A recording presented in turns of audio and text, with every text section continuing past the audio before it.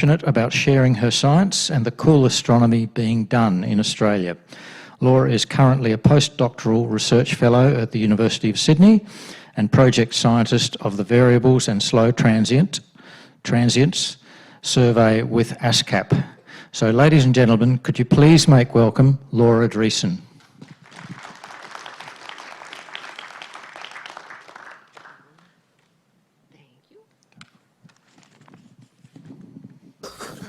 So that you can hear me. Oh, excellent. Perfect. Thanks, Gerhard. Thanks for having me. Thank you, everyone, for coming. I'm really excited to be talking to you today. And as well as the Kaurna people, I'd like to acknowledge the Gadigal people of the Eora Nation, because that's the land on which I do most of my work, and also the Wurundjeri Yamaji. And they're the native title holders and traditional owners of the land where the telescope that I use, ASKAP, which you can see here, is.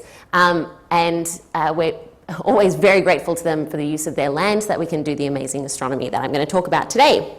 So I am here for you. I'm here to talk to you and I'm here to talk with you. So if you do have a question as I go along, do feel free to ask it. So I want this to be a bit of a chat as well. Or you can also save your questions to the end, just in case you're thinking, oh, I bet she's going to cover that later. Totally fine to ask me at the end. But if you do want to ask a burning question, just make sure you wave your hand at me, because it is a big lecture theatre, so I might miss your hand unless you wave at me. So I am going to talk about radio astronomy, and I'm also going to talk about the main part of my research work, which is on radio stars in particular. So hopefully, yes, it worked.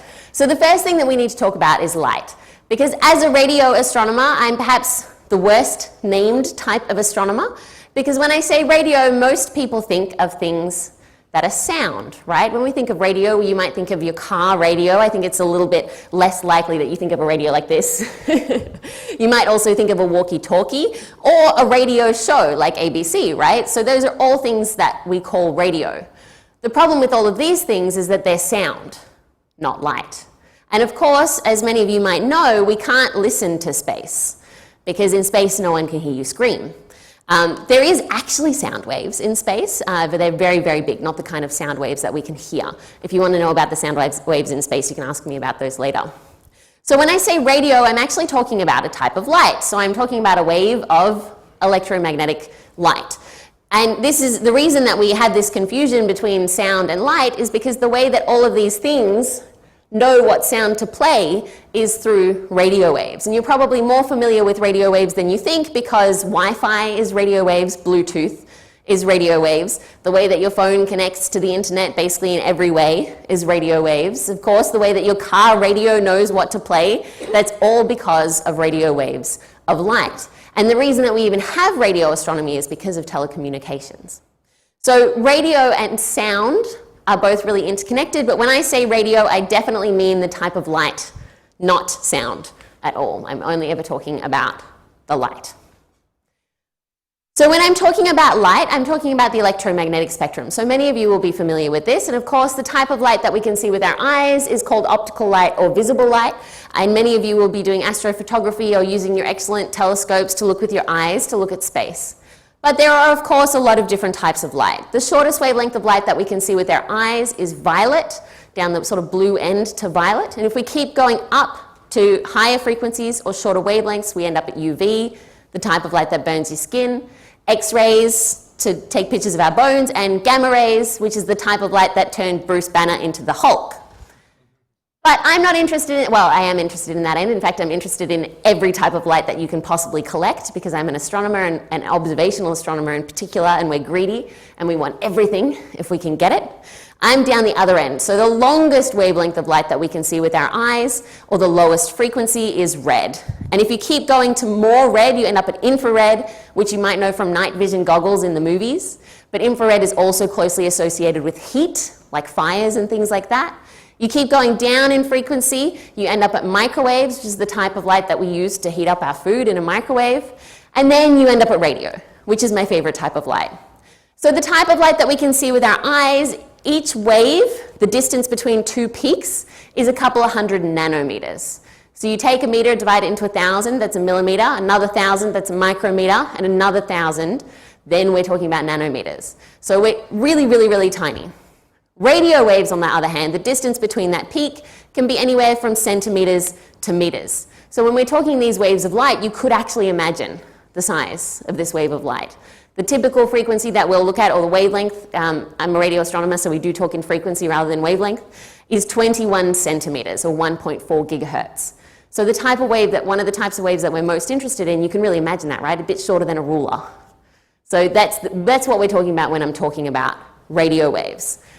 There's a lot of really good big advantages to radio waves. They're like the base of light. So if you imagine your neighbor a couple of houses down is playing some really loud music, you can almost always hear the bass, right? But it's a lot harder to hear the higher pitched vocalist or guitar when it's a few houses down.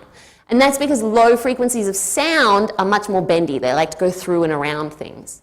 And that's the same with radio waves of light. Being the lowest frequency of light, they go through and around things. If you want to see the center of our galaxy, you can't use optical light. There's too much stuff in the way. But radio waves go straight through. That's how we found out where the center of our galaxy was, because the radio waves. So radio waves are really great for a lot of reasons, but they're also tricky for a lot of reasons too. So when we're thinking about all these different types of light, the reason that we want all of these different types of light, and we don't want just one, I said that I'm greedy, I'm an astronomer, an observational astronomer, so I want all the different types of light. If we only used one type of light, we wouldn't know half as much about the physics of things happening in space, because all of those different types of light are created through different physical processes. Of course, there's also things that you can see in the optical that you can't see in the radio, and vice versa. There's a lot of things that we wouldn't know existed if radio astronomy hadn't started in the 1930s. So one of the key differences is the type of radiation. So the type of radiation that we're most familiar with is something called thermal radiation. And this is light that's created because of heat. So something is hot, therefore it's emitting energy in the form of light. And stars are a great example of this. They're something called a black body, and a black body is something that absorbs all the colors of light and also emits all the colors of light. And that's because they're hot, basically. Stars are doing a lot of fusion, really highly energetic, so they're really hot. So they're emitting light across the whole electromagnetic spectrum. And that's the light that we're most familiar with. And this, when we look at a star, for example, we look at the spectrum of a star, so we've got brightness and we've got wavelength on the x-axis. The stars emit across the whole spectrum, but the peak where the star is brightest, what wavelength that's at, tells us the temperature of the star. So stars that are hotter, that peak where it's the brightest is more in the blue. Stars that are cooler end up more down the red end and into infrared for ultra-cool dwarfs, brown dwarfs, and that sort of thing. But they do emit across the whole electromagnetic spectrum. But you can see that at either end, down the high energy and low energy end of the electromagnetic spectrum, so either the radio end or the sort of X-ray, gamma ray end, we're not getting half as much light. So when we see light that's bright in the optical and the infrared, that's usually telling us that something is creating light because it's hot. We also actually see this from cold things like dust, but that tells us about the temperature, basically, when we're seeing an optical and infrared light. But not all types of light are created because of heat. Radio waves in particular are created typically, you can get some thermal, but typically non-thermal radiation. So this is radiation that basically has nothing to do with heat. The light that we see in the radio is typically created through more magnetic fields than heat. The one that I'm particularly interested in is synchrotron radiation, and this is a type of radiation where charged particles, typically electrons, are spiraling through magnetic fields. And as they accelerate because of those magnetic fields, or decelerate, they emit radio waves of light. So when I see something in the radio, I'm not thinking, wow, that must be really hot. Instead, I'm thinking, wow, look at those magnetic fields. So when we look at things in the radio, we're typically seeing those magnetic fields. So this is why we also just don't want one type of light. Because if we looked in the optical, you can find a bit of information about the magnetic fields. But if you want to find something that's really magnetic, maybe not hot at all, then you want to be looking in the radio. And all of the different types of light tell us something different about the physics that's happening. So we would be missing things if we didn't try and look with all the different types of light, despite the different challenges that all the different types of light present to us. And because we're looking at these different kinds of light, we're also thinking about different kinds of detectors. So we're thinking about the physics, that's how the light's created, but how are we capturing that light at the other end? As an observational astronomer, that's basically the name of the game, right? We want to capture the light so that we can find out the physics at the other end, right? So how are we going to do that, and how do we think about that differently depending on the type of astronomy that we're doing? So we had to get into quantum. I'm sorry. I don't really want to do quantum either, but it is a key part of what we do, and I had some great discussions at dinner about this already. So we have to really think about wave-particle duality, which is one of the things that I think feels very uncomfortable, but that doesn't mean it's not the truth, is that light can be both a wave and a particle at the same time. But this influences the kind of detectors. So we talked about how radio waves are really big, so those photons would be huge, and we can't detect them as photons. That's the particle version of light. But when we're talking the optical, we are typically detecting photons. So we're basically counting little bullets that are hitting our detectors when we're detecting optical light. So we're counting, we make a grid, and we're counting each particle that's hitting that detector. So you might be used to telescopes like this, which I may or may not have shamelessly stolen from your website. So hopefully some of you are familiar with these because it was on your website. So an optical telescope that's in a dome, or maybe the kind of telescope that you put on the ground and you look with your eyes, or even your cameras if you're doing astrophotography, they're typically thinking about astronomy, the detectors, in this way of detecting individual, photons that are hitting your detector in this grid pattern, right? And you count the number of photons. So if you have more photons, that thing looks brighter, right? Fewer photons looks fainter. But in radio astronomy, we can't do that. So this is the sort of image that you might get from a CCD. This is an image that I took at the Mercator telescope in La Palma in the Canary Islands. It's a globular cluster. I don't remember which one. I did the observation, I should remember, but I don't remember which one. A globular cluster. So this is an example of an image, an optical image taken with a CCD. And the beautiful thing about optical as well is you can basically take a photo, and even without any processing, it looks recognizably like space, right? You can take a photo, and you should do some processing because there's flat fielding and all of that good stuff to get a nice calibrated image. But straight out of the box, you get something you can be like, that's space. And it's pretty nice. Same with like your phone camera and things like that. You can take a photo and straight away it's a recognizable photo. Sadly, not the truth for radio astronomy. So our detectors look a little bit different. So this is, hopefully, most people know which telescope this is. This is Murayang, or the Parkes radio telescope. It's 64 meters in diameter. A person is about as tall as this little sign here, so to give you a bit of an idea of the scale. But if you've seen the dish, you probably have a bit of an idea of the scale already. So we're detecting light as a wave instead of as a particle. We can no longer detect light as a particle anymore once we get down to radio wavelengths because the wavelength is too long. And instead, the detector, which is up here, the receiver that we call them, is basically a wire. And we're detecting the electrical signal that's induced when that wave passes over the wire, because electromagnetic radiation is basically very closely related to electricity, so we're inducing a current in a wire instead, and we're detecting the wave. We're not detecting those photons. And a single dish like this is basically like having a single pixel on the sky as well. So imagine if your camera only had one pixel. It wouldn't be particularly good, would it? But you would be able to point at the screen and be like, that's brighter than over there.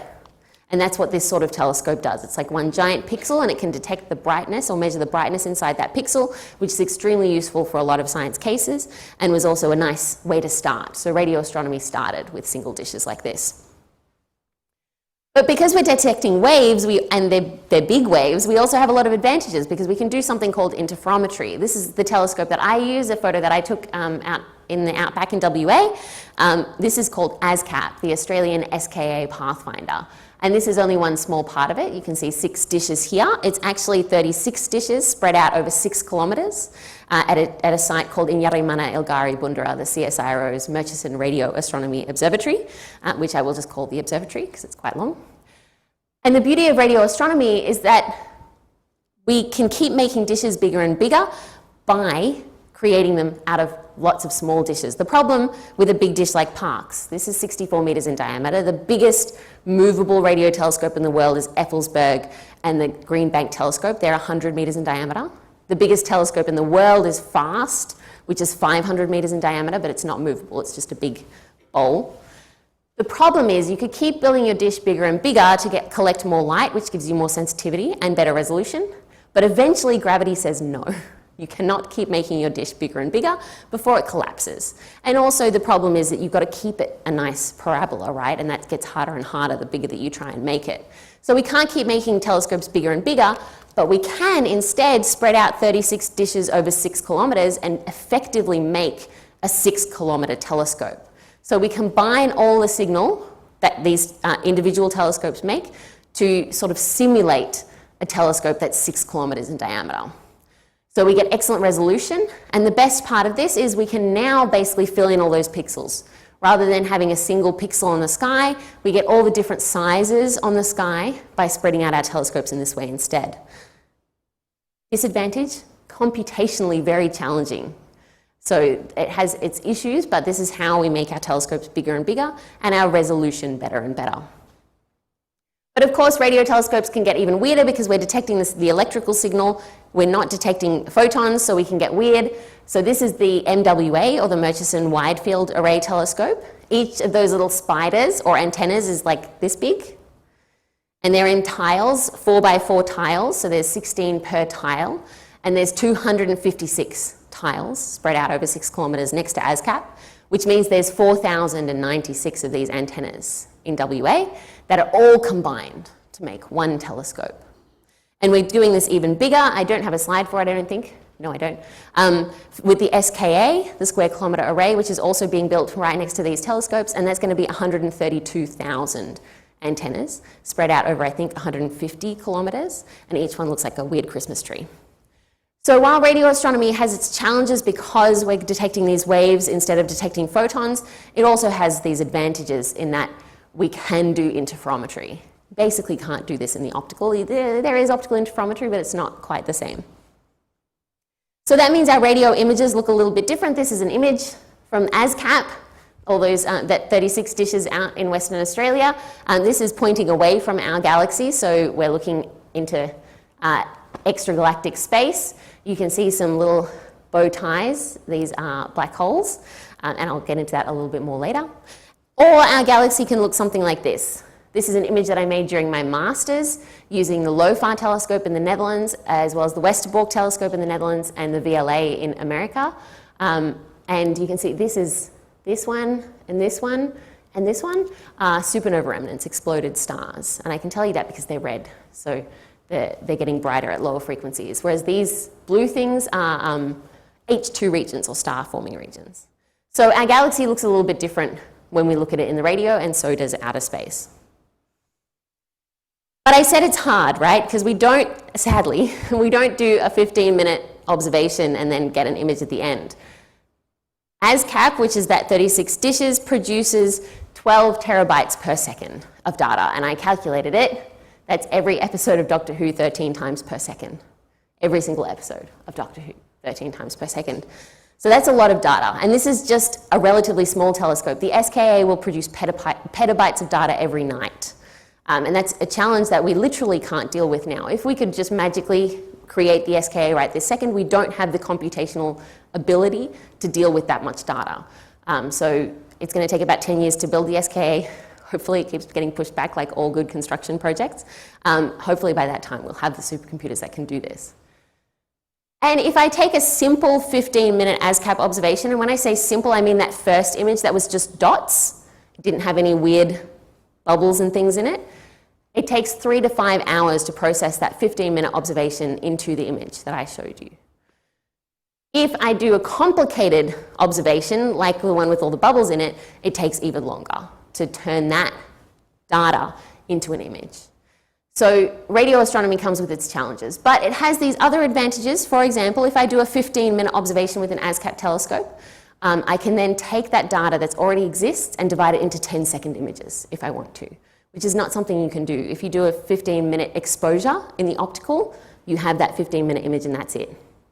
Can't do anything with it later. But with ASKAP, if I record that 15 minutes, then I can chop it up later into 10-second images or into smaller frequency bytes. So we have some advantages despite the challenges. This is part of the reason these challenges exist, because we're greedy. We don't just want 15 minutes. We also want 10 seconds and 1 minute and 5 minutes, especially as a transient astronomer.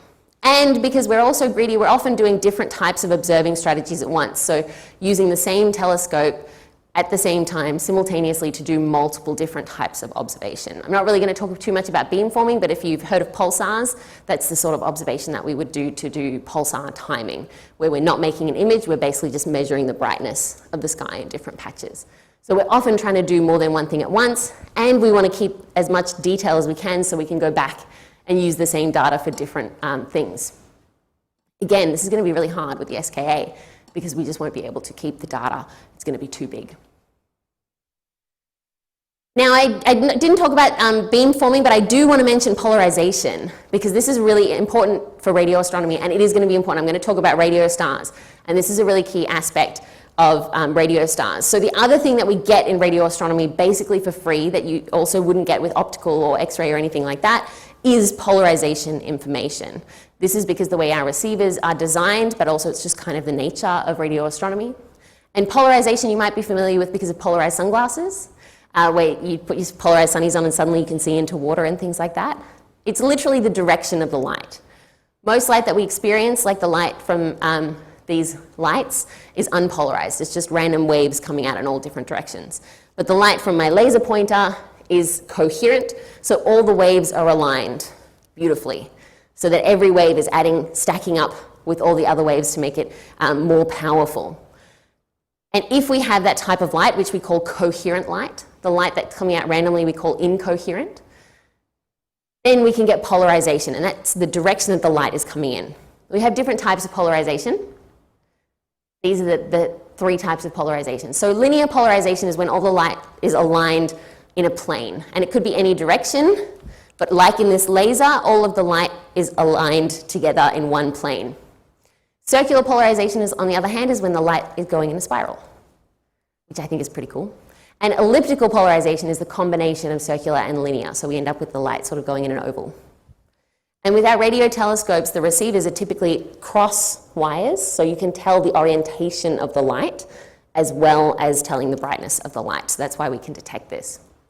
Now, why is this important? Why do we care about polarization? Well, it's all about collecting that information, right? We want to collect the different information about the physics of what's going on in space, right? So this gives us that extra information. It also helps observationally if you're looking for something that's polarized. So this is an image of everything. So we're not worrying about polarization, we're just collecting any light. Doesn't matter, polarized, unpolarized, whatever. So you can see we've got a lot of stuff going on. We also have a lot of this mess around here, that's artifacts. Basically, we haven't done a very good job of modeling what's happening here, so it's still got a lot of mess. Same here, and there's a lot of stuff going on. This image here, which you can barely see anything in, is the same thing, the same patch of sky, but only looking at the things that are circularly polarized. So you can see that immediately, by effectively putting sunglasses on our telescope, we've lost all of this stuff, which is good if you're not looking for that stuff, which is what I'm doing. So the trick with this is particularly circular polarization, which I'm going to say that a lot, circular polarization or Stokes V, which is just our practical way of measuring it. The only things in the sky that are circularly polarized are things inside our galaxy. Something outside our galaxy, one second and I'll come to your question, things outside of a galaxy don't have circularly polarized light, not because they didn't at the source, but because the distance that the light's traveled and all the stuff it's traveled through sort of removes that polarization. So things from outside our galaxy probably were circularly polarized at the source, but that information's been lost as that light has traveled to us. But things inside our galaxy are close enough that the light hasn't traveled so far and still retains that circular polarization information. So that means in radio astronomy, there's a lot of galaxies, almost everything is a galaxy, but galaxies can't be circularly polarized because they're outside of our own galaxy. On the other hand, if you're looking for pulsars, this is a pulsar that's inside this little box, that's the circular polarization and the unpolarized light coming from it. Pulsars, stars, and unknowns, those are the only three things that are highly circularly polarized. So if you're looking for supernova remnants like bubbles in space, you don't want to do this. But if you're looking for stars and pulsars, this is a great way to remove all of that mess so you're only finding the things that you're interested in. Question?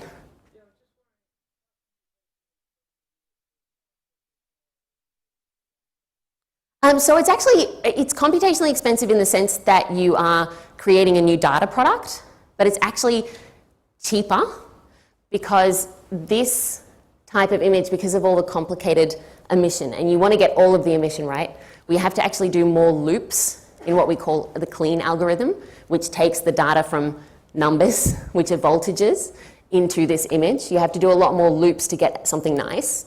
Whereas because these images are so clean already, we actually don't need to go to as much effort. So if you were only making circular polarized images or only making full polarization images, it would actually be cheaper to make the circular polarized ones. But in the sense that we want both, it is more computationally expensive. Yes, another question.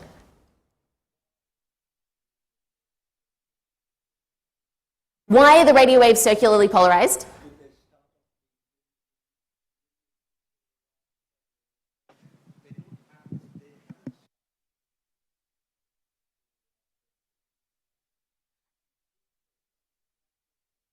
They can be either, and left or right circular polarization is sort of how we measure it here on Earth, but of course it's hard to say which way things are going in space, unfortunately. But it can be either left or right circularly polarized, and that actually gives us information, because if we see both from something, that tells us something about it, which I might have a slide on. We'll see. If not, I can get to it. Some things do start linearly polarized, and then the light gets reprocessed and becomes circularly polarized. But in stars, for example, the light is circularly polarized because of the method of emission, of the form of the emission, which, to be honest, that's very physics, and we might have to talk about that later, why the light is circularly polarized.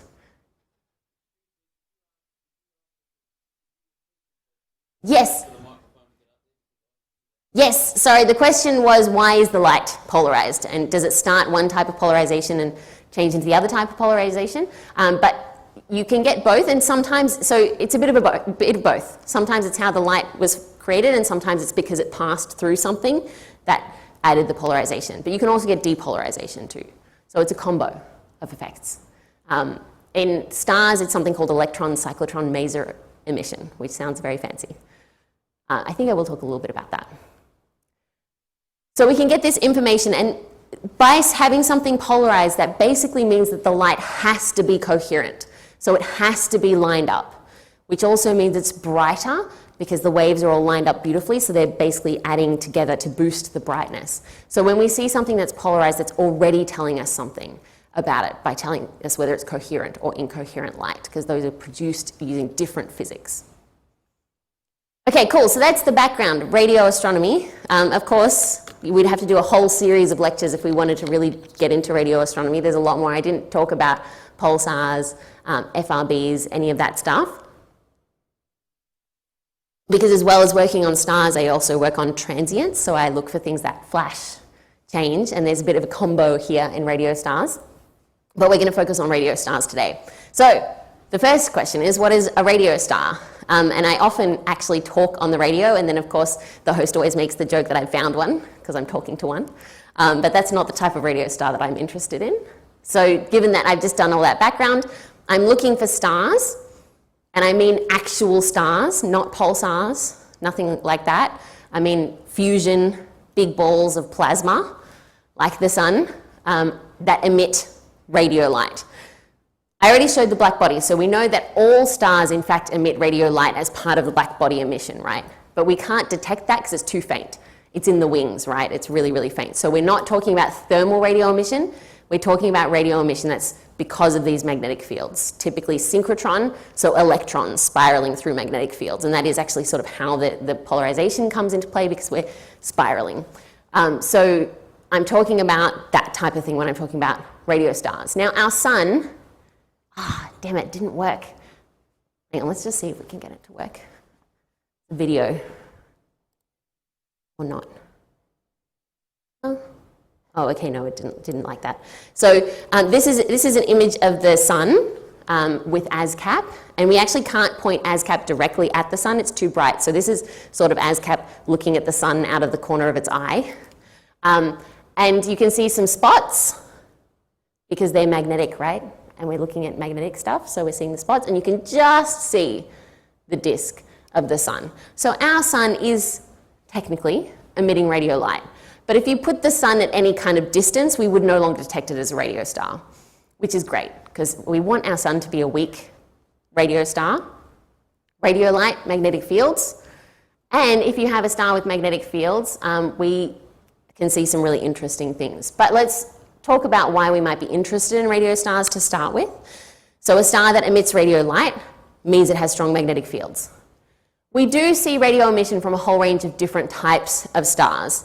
However, we don't really know how many, even though they were first discovered, the Sun was first discovered as a radio star in the late 1930s, I think, and then radio stars were sort of discovered in the 40s and 50s.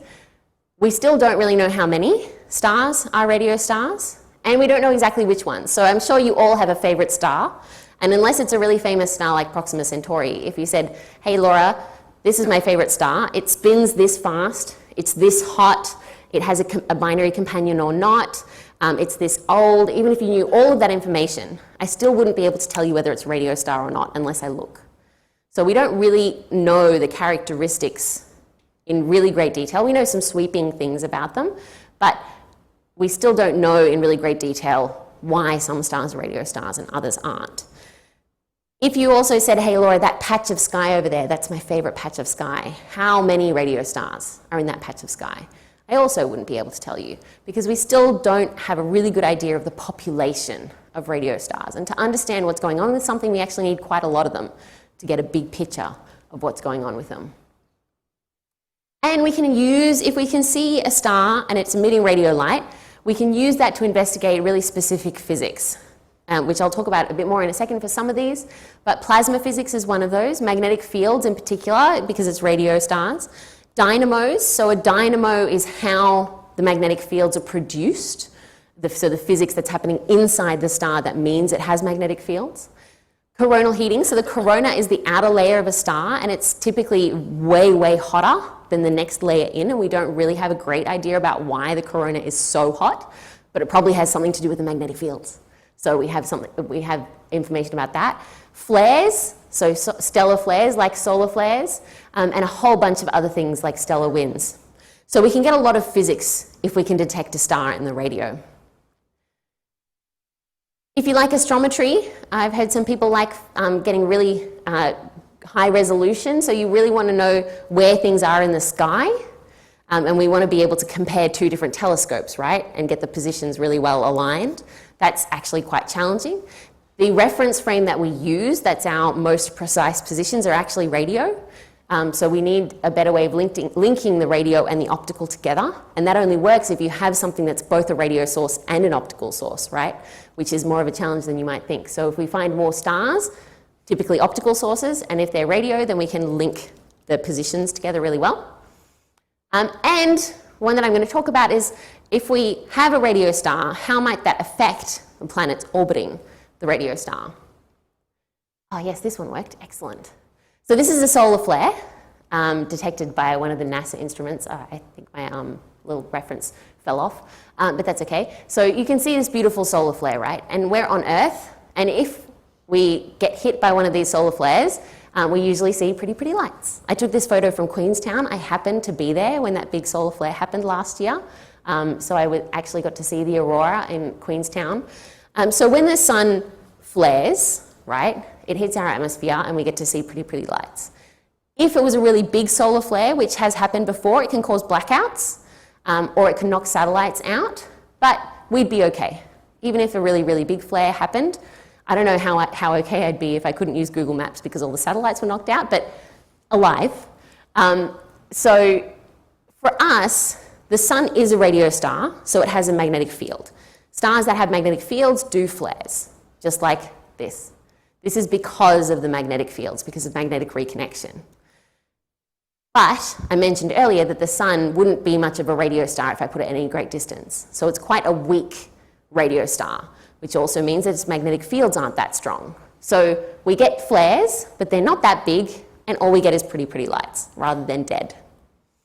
But if we were on a different star, and that star was a radio star, that means it's much more, tens to hundreds of times more magnetic than the sun, which means its flares are much more powerful.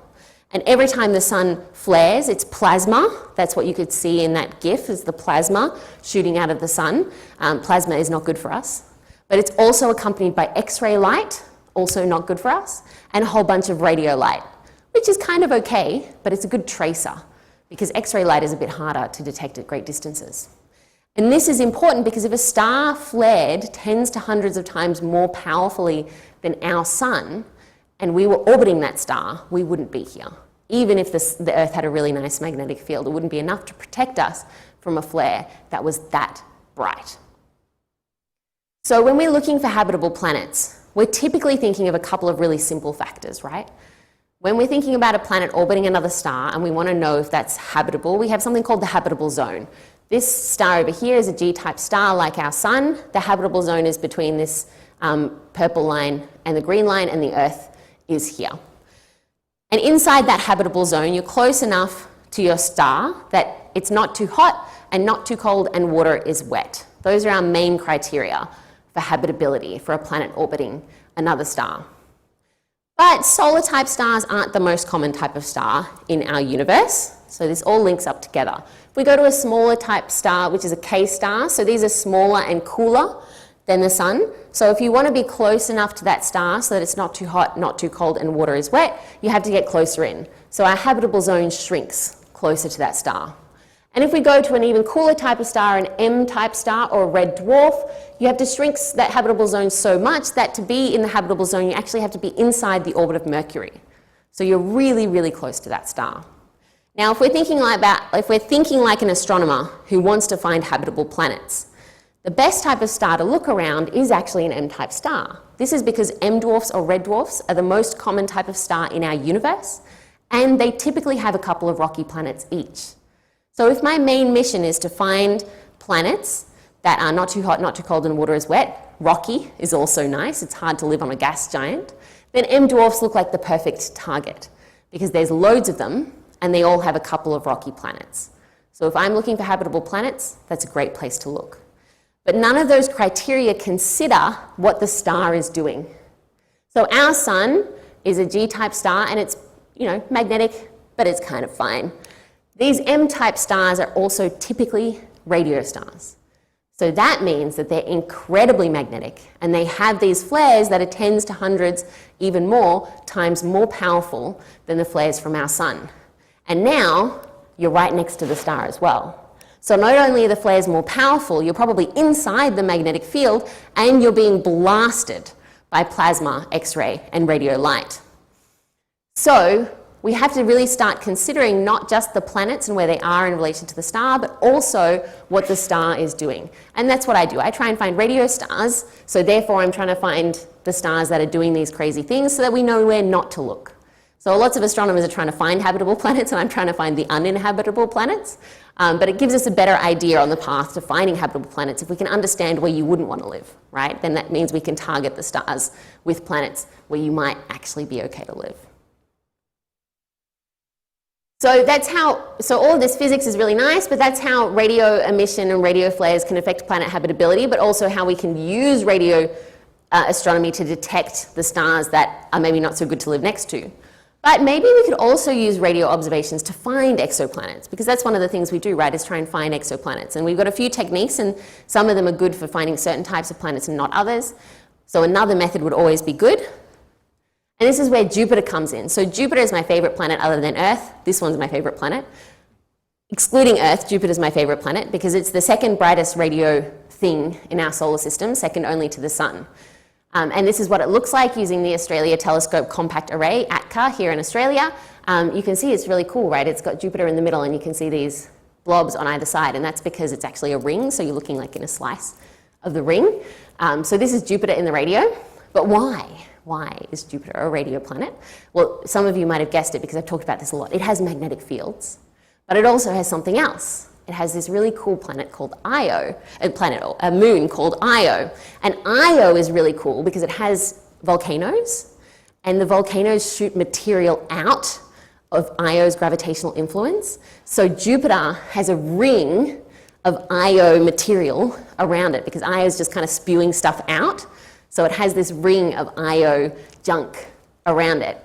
And that's charged, so that's where we're getting our charged particles. So you remember radio, magnetic fields plus a charged particle, then we get radio emission. So it's the combination of Jupiter's magnetic field the existence of Io, because it also pushes on those magnetic fields, and this ring of Io material that's been spewing out from Io around Jupiter that leads to it having having radio waves. And it actually emits radio light in a few different ways. And the way that I'm interested in is it's radio waves that come out in like a cone from the magnetic fields. But this is why Jupiter is so interesting in the radio. Now, Jupiter, being a radio planet, is really cool, and it has this moon, which is epic, but it would be really faint, right? So again, just like the sun, if I put Jupiter kind of any distance away, we wouldn't be able to detect it, it would be too faint. But what if, instead of thinking about Jupiter and its moon, I was thinking about a star and a planet? So now I've scaled everything up a bit, right? So maybe now this would be bright enough in the radio that I could detect it if it wasn't in our solar system, which hopefully the red dwarf is not in our solar system. That would be a bit of a problem. So we're kind of scaling up. We're going from Jupiter to Io to now thinking about stars and planets, and that's what we're hoping to detect. It hasn't ever been conclusively detected yet in the radio, but there are a few really good candidates, and that's one of the things that we're searching for. So this would be a way, it's called star-planet interaction, so where we have with both the star and the planet are key components to the reason why there's radio emission. That's one of the things we're trying to detect by looking at stars. All right. So that's why we're interested in radio stars. You should always start a talk by saying why we care. But the problem is, it's really hard to find radio stars. I already said that we want to find more radio stars, right? Because we don't know how many or exactly which stars are radio stars. So this is the problem that I'm currently tackling, finding more radio stars. Now, this is important because we only know about 1,500 radio stars. The Gaia Space Telescope is an optical telescope. It's detected and measured very precisely the positions of nearly 2 billion stars that only represent 2% of the stars in our Milky Way. And of that 2%, so we've got 2 billion, that's only 2%, and of that, we only know about 1,500 radio stars, even though we started detecting radio stars 80 years ago, let's say. So radio stars are really hard to find. But why is that? Stars, right? If you look up at the night sky, even in the city tonight, we could probably find some stars. Why is it so hard? So when you look up at the night sky with your eyes, and at some of the dark sky sites that you have access to, you can probably see the really beautiful Milky Way. When we look up at the night sky, we can see hundreds with our eyes of dots. And we are very confident that almost every single one of those dots is a star. Maybe a couple of planets, solar system planets, but in general, if it's a dot, it's a star, right? In the radio, if I use ASKAP, and I go back to this image, and we're looking at all these dots, almost every single one of these dots is a black hole at the center of a distant galaxy. So we no longer have a sky that we're looking at where we know that almost everything is a star. Instead, we know that almost everything, and in fact, in this image, because I checked, everything is a galaxy. Every single thing in here is an active galactic nucleus, which is the black hole at the center of a distant galaxy. So this is the key reason why finding stars is hard, because we're not looking at stars, we're looking at galaxies. And it's really hard to tell the difference because these all just look like dots, right? And with the information that we can get from the radio, it's actually very difficult to tell the difference, but I'm going to go through a few ways. So the key problem is that I might take a picture of the sky with an optical telescope, and we're going to imagine that stars look like this. And then I take a picture of the same patch of sky using my radio telescope. And because I checked all my astrometry, I can line them up. And I want to see if I get a match, right, between the optical and the radio. That's what I'm looking for. I'm looking for an optical star that's emitting radio light. So I go, yay, we did it, right? There's one in there. Except this is actually a star inside our galaxy, and that's a distant radio galaxy. This is what the problem is in the radio. Because we have one image that's full of dots that are stars and one image that's full of dots that are galaxies, when we align them, there's an incredibly high probability that what we're actually seeing is a star inside our galaxy that happens to line up with a galaxy that's emitting radio light. And that's not what I'm looking for, right? I'm not looking for a galaxy that's photobombing a star. I'm looking for a star that's actually emitting radio light. Yes?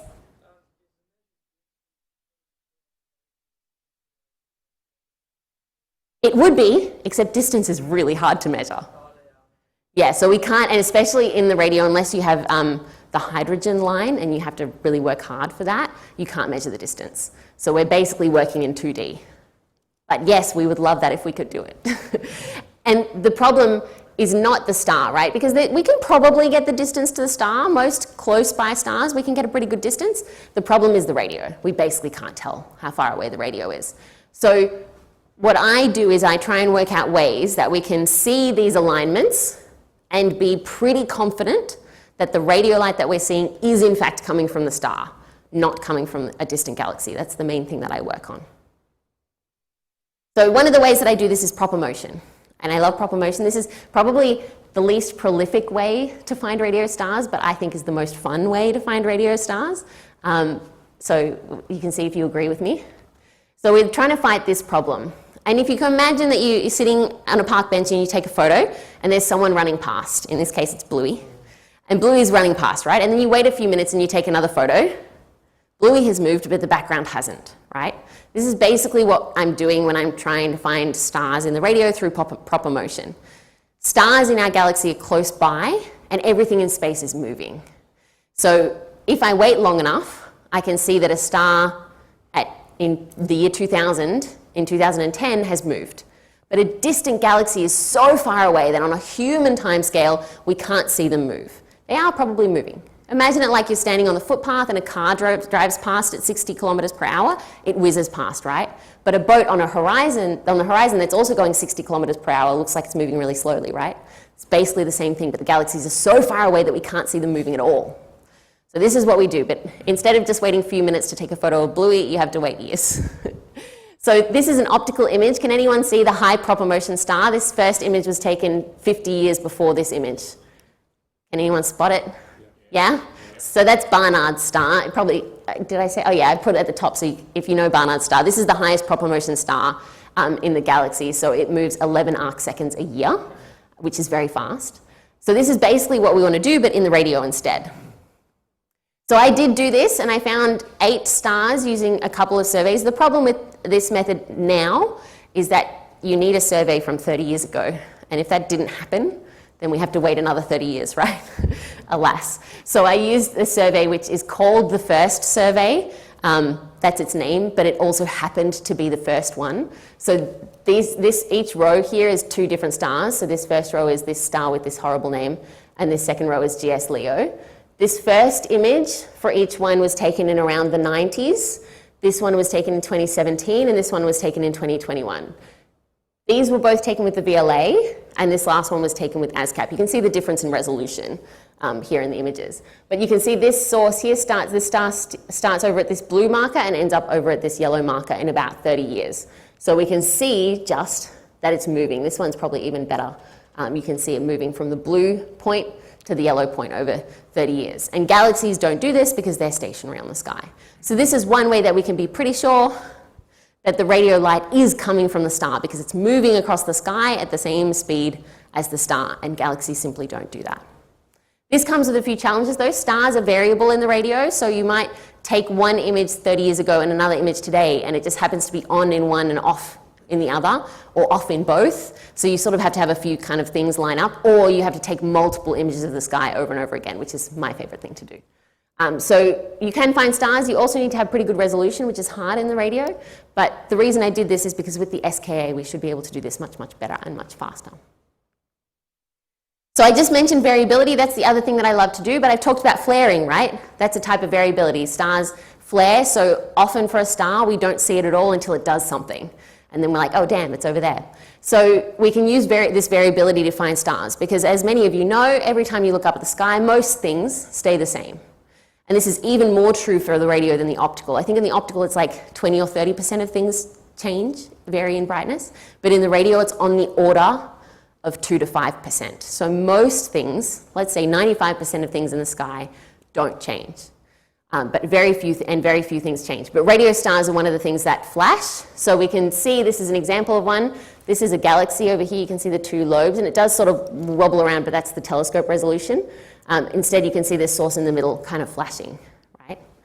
So if we see something that's changing in brightness and it happens to line up with a star, that gives us much more confidence that that radio light is coming from the star, because we have a physical reason. We know that things flare, that they change. So we have now an extra piece of information that gives confidence with our match. So we have to have that alignment first, right? That's like the first piece. But then if we can add on this extra physics, an actual reason to believe that the radio emission is coming from the star. So this is the radio light curve, I should have said that. This is time, and this is brightness. And this is a colliding wind binary, which is a really extreme type of binary system. And this one is really interesting. I don't work on colliding wind binaries, so I keep trying to find someone to palm this off on, because I want to know what it's doing. I can't tell you what it's doing, but it does seem over a few years, right? So this is 2019 to basically 2025. It's really dropped off in brightness. But they can also do things like this, where most of the time, so the grey points are non-detections, that's when it was off. And this is a specific type of magnetic star, and you can see that it's really flaring, right? It's going off all over the place. So these observations are roughly 2 weeks apart, each one of these observations. So you can see it's basically changing brightness all the time. So again, this gives us the extra confidence that the radio light is actually coming from the star and not a distant galaxy behind it. And finally, I said that I was going to talk about circular polarization. So this is the other way that we do it. This is also a really nice way. So each of these have their own pros and cons. The proper motion one is hard because you have to wait a long time. The variability one is hard because you have to keep taking observations of the sky, right? And also, some stars aren't that variable, and some stars are more variable, so you're not necessarily catching every star if you're just looking for variability. And that's the same with circular polarization. So stars are one of the only types of things in the radio sky that are highly circularly polarized, but not every star and not every time. So if we only used each of these methods alone, we wouldn't be getting all the stars, because each of them excludes different types of stars. So just a reminder here, we're looking at this type of sky where there's basically nothing in it. And we know that galaxies don't emit circularly polarized light. So if we see a dot, it lines up with a star, and that radio light is circularly polarized. Once again, that gives us that extra piece of evidence that says that that radio light is coming from the star, not from a distant galaxy. And again, I have a couple of examples. I feel like we see too many Hubble and James Webb images, and then a radio astronomer or any type of astronomer is like, here's my dot. And so here's the dots. So again, we've got the row is a star. This, again, I think the top one just has a bad name, the second one has a better name. This is the full polarization, so this is everything in radio. This is the circular polarization, and this one, the background image is optical, and then these contours are from the Stokes eye, which is the full polarization. So these are circularly polarized dots that line up beautifully with optical stars. So that gives us that extra piece of the extra reason, the extra piece of evidence, the physics, to say that this light is in fact coming from the star. So I used all of these different methods to create a new catalogue of radio stars, which is called the Sydney Radio Star Catalogue. If you really love catalogues, you can go to radiostars.org and you can look at the list publicly available of the radio stars in this catalogue. So why did we need a new catalogue of radio stars? As always, starting with the why. One of the main reasons is that the previous best catalogue of radio stars was last updated in 2001. And it was a pretty decent catalogue. It did also include non-detections, which is a bit strange, because you could point at every one of those 2 billion stars and just write down non-detections. So it was a little bit of a weird one, but it had about 1,500 stars in it. And I just felt like we needed an update. 2001 was a while ago. But all of these other reasons are basically the reasons that I already talked about. We need a bigger sample. 1,500 is not enough. We need a bigger sample so that we can understand what's going on with the stars. We can look into the physics, like we can access all of the physics that I talked about that we can't access through these other through the other wavelengths of light. And we're interested in exoplanets. And of course, there's also always a couple of groups who don't want stars. There's people who want to remove the stars because they're nuisance sources, because they want to look at galaxies. So, I'm not one of those people, but you can use it for the other way around.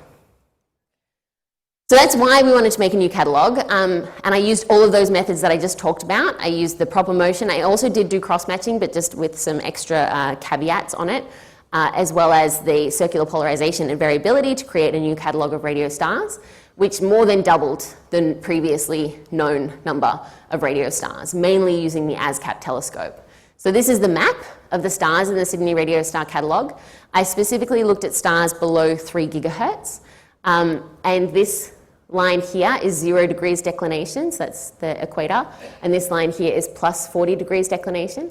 And I put those lines on here because ASKAP's in the southern hemisphere, right? So we pretty much get everything in the southern hemisphere, but nothing in the northern hemisphere. I include a couple of other surveys so that we did have a little bit in northern hemisphere, but that's why everything is over here, is because we're in the southern hemisphere. And this is the brightness. So one of the things to note here is that stars, radio stars, are basically across the whole sky. You would think that we'd see more stars in the galaxy, right? Except these stars are all really close by. And so every direction that you look, you're seeing stars because you're seeing a very local part of our galaxy. So when you look all directions, you find stars. So I found 839 unique stars, and I know I said before there were 1,500 stars, but below 3 gigahertz, there were only about 300 or 400 known radio stars. And I won't give it away yet, but I found 839 unique stars to add on top of the stars that we've previously known. And because as the ASKAP telescope is a survey instrument, it's already done 5 or 6 full surveys of the southern hemisphere and plus other observations. So we had multiple detections of most stars. The closest radio star is in fact the closest star to us, Proxima Centauri. And the most distant star was closest to the distance to the galactic center, which is about 8-ish kiloparsecs. So nearly 8 kiloparsecs, pretty distant. That's very far away. We were surprised by that one, but it was a well-known radio star. So that's what's in the radio star catalogue. Do I have time? Okay, cool. So yes, excellent. So this is, I've just recently been continuing to work on this. So this is now the Sydney Radio Star Catalogue. It was 839 before, now it's 1,500. The stars that I recently added. The green ones are ones that I didn't have a distance to. So the coloured ones, you can work out the luminosity based on the distance, but if you don't have a distance, you can't work that out. But I still wanted to put them on here. So I've now doubled it again, the known number of radio stars, in about less than a year since I published the previous version. So there's now a lot more stars. And now we can start thinking about those population statistics, working out what types of stars.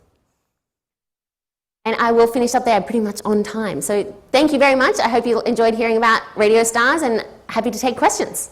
Thank you.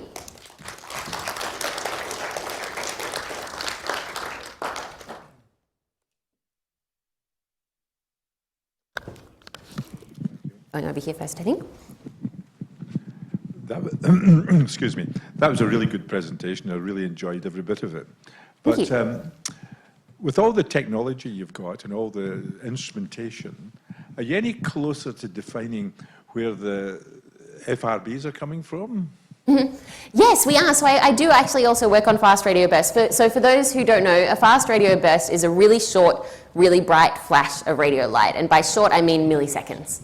And we know that they come from outside of our galaxy because of some of their properties, but otherwise we don't know what they are, which is what the question goes to. So we are getting closer because we now have a lot of telescopes that can both detect the burst and work out exactly where it came from. So the problem when they first were discovered, they were first discovered using Parkes, and we initially thought they weren't real because only Parkes was seeing them, and it took a little while for Arecibo to detect one too, and we were convinced. Is that a lot of the telescopes that we were using to detect them were those single pixel telescopes. So we were like, oh, look, a flash over there. But the problem is over there were lots of galaxies. So now our telescopes are much better at detecting them and being able to see which galaxy they came from.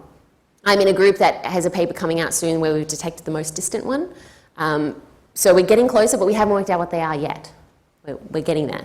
It hasn't been that long. 2007 was the first detection, so we're working on it. But getting closer and closer. I'll let you know. Nick, I'll come back for a talk. If we work out what FRBs are, we'll all be giving talks about FRBs. Yeah. Yes. Thank you very much, Laura, for the talk tonight.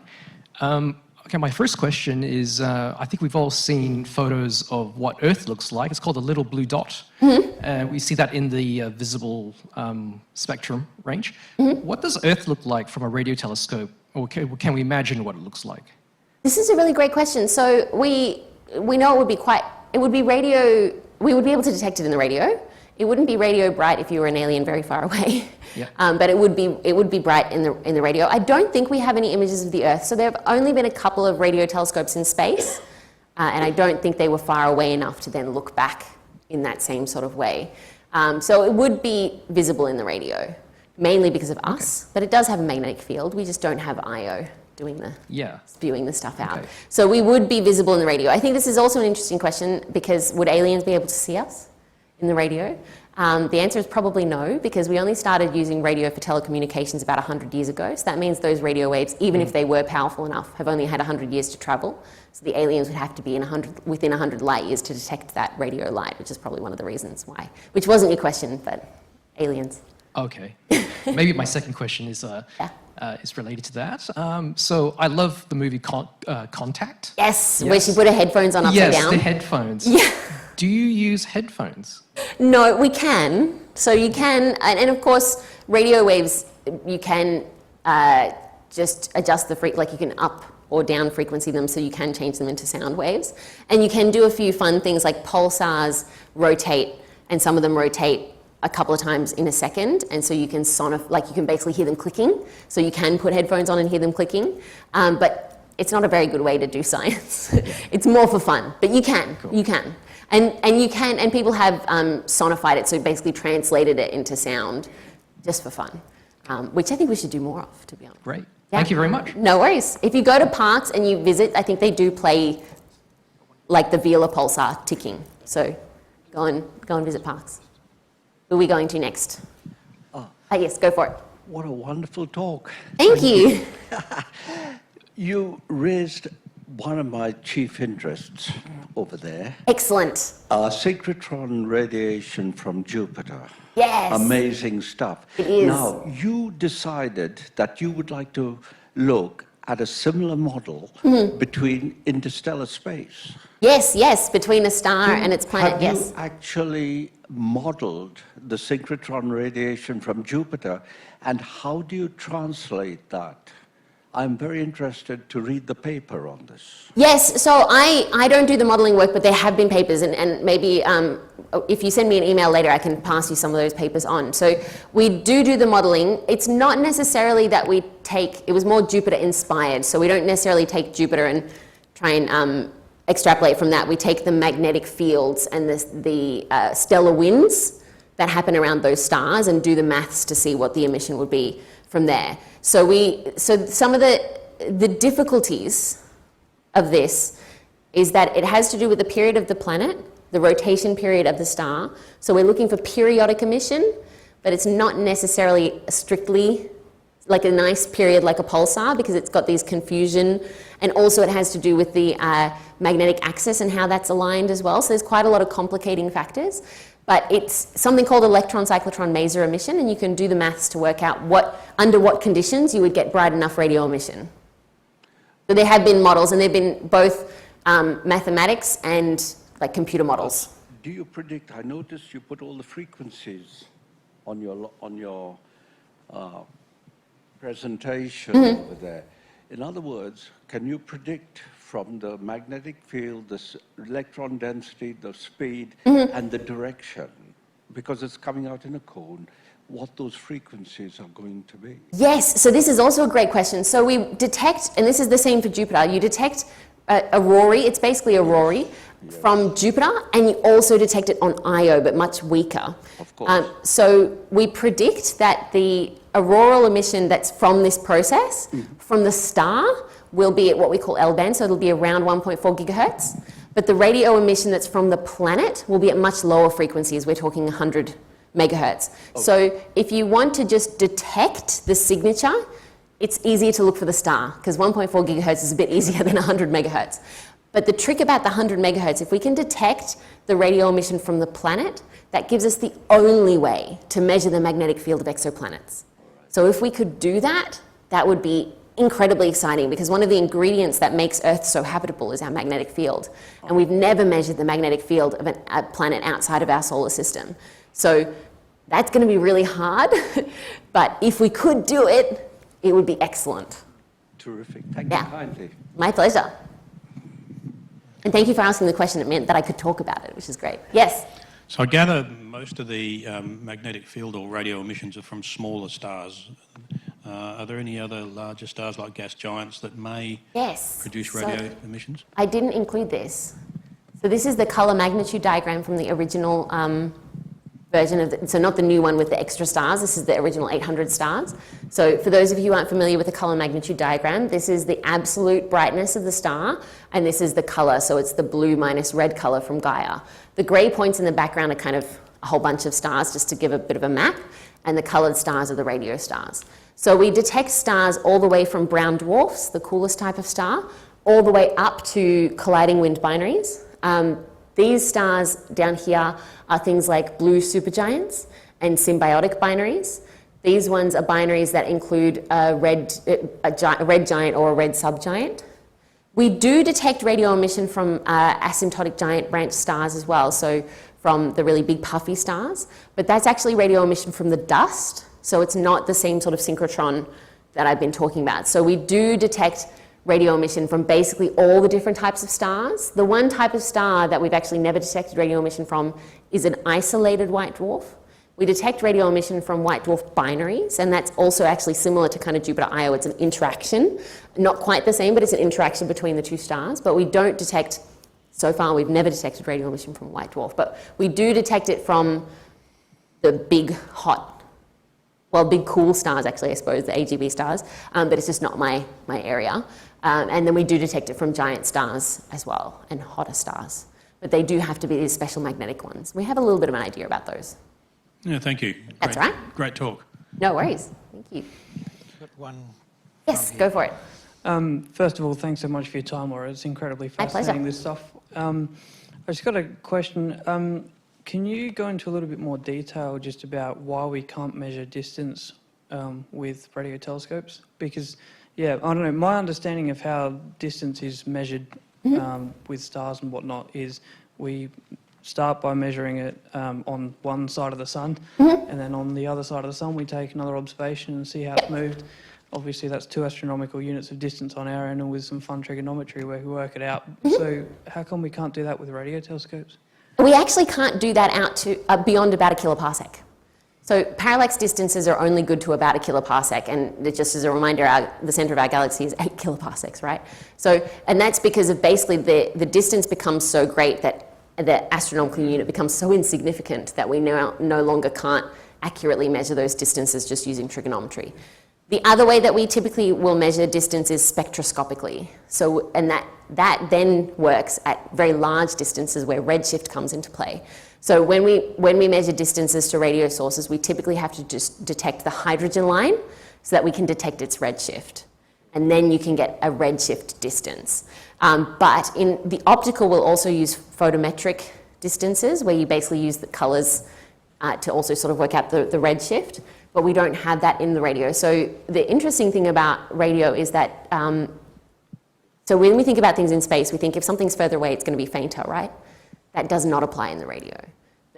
In the optical, you can draw a nice line. You can go, all the galaxies get fainter, so that means they get further away. In the radio, it's just a blob, because the galaxies, because we have blazars, we have all these really highly energetic things. You can sort of get a faint close by one, really bright, really distant one. So we can't really use those tricks that they use in optical. Basically, the only way you can get a distance in radio is if you can detect a line, which is typically the hydrogen line at 21 centimeters, and if it's redshifted. So that's why we can't do it. The parallaxes are too great. Once we get outside a kiloparsec, which is, these are all galaxies, we're stumped. Yeah. Fair enough, thanks. No worries, my pleasure. We have another question? Right, any last question out there? I will stick around afterwards, so if you want to have a chat, because you think of a question later, or you'd rather talk one-on-one, I'll stick around afterwards. So perhaps we'll leave it there for now, and I'm sure we've all been stunned by Laura's presentation, her energy and enthusiasm for her field, her achievement in producing the Sydney Radio Star Catalogue. Perhaps one last question. How do you expect the square kilometre array to assist in that work in the future? Yes, excellent. This was a planted question, but I am glad that you asked it anyway. So the SK is going to be the biggest telescope in the world, and it's being built in Western Australia with 132,000 antennas, but it's also going to be about 150 dishes in South Africa, and it's going to be the most sensitive and with the best resolution ever of any telescope. And I mean, I think it's going to help in multiple ways. So I talked about stars flaring, so if we can detect those, but we can already sort of do that. The main thing is we want to be able to see those faint stars, and we also want to be able to get that sensitivity so we can see that really faint emission from this star-planet interaction. I think that's going to be the key thing. If we haven't already done it by the time the SKA is built, I think we'll do it when the SKA is built, because we need that sensitivity and we need that kind of detail that no telescope that we have now can provide. So the SKA is going to change pretty much any area of radio astronomy and a lot of areas of astronomy, but for stars, I'm really hoping that it gives us that star-planet interaction that we've been looking for years. Hopefully, maybe in my lifetime it'll be great. Well, thank you, Laura. Thank you. I'm sure we've all been stunned by Laura's enthusiasm for her subject.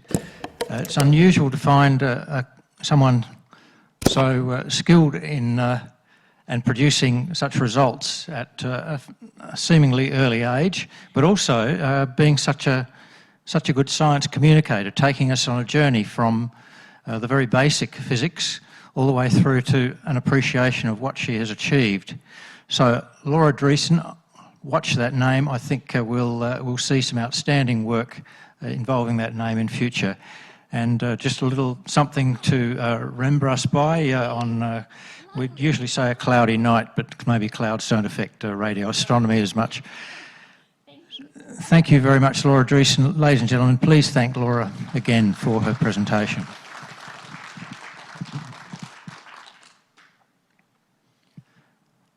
Now, we've had questions, so we'll move on to other aspects of